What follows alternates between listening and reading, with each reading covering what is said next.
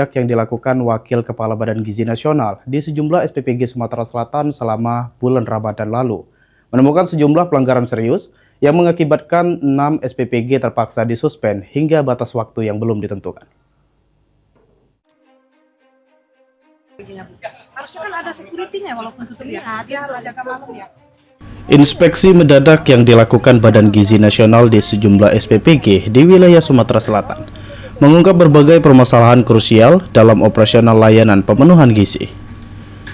Setidaknya ada sebanyak 6 SPPG di Sumsel resmi disuspend sementara oleh BGN.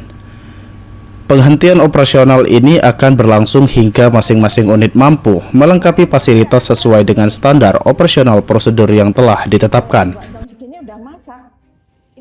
6 SPPG yang sementara ini dikenakan suspend masing-masing 3 di Kota Palembang dan 3 di Kabupaten Oku Timur, di mana 6 SPPG tersebut belum memadainya sistem instalasi pengelolaan air limbah atau IPAL, rendahnya tingkat higienitas, serta aspek keamanan pangan yang dinilai belum memenuhi standar. KPPG menegaskan bahwa langkah tegas yang diambil ini demi menjamin kualitas dan keamanan pangan bagi masyarakat. Kedepan pengawasan akan terus diperketat guna memastikan seluruh SPPG beroperasi sesuai dengan ketentuan yang berlaku. Kemarin sudah ada kunjungan inspeksi ataupun sidak dari pimpinan Ibu Wakabadan terkait SPPG yang dikunjungi.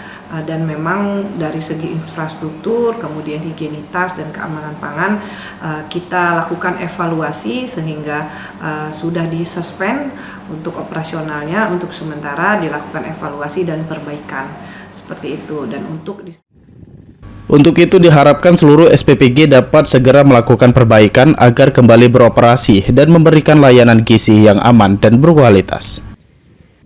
Ilham Wahyudi, PAL TV.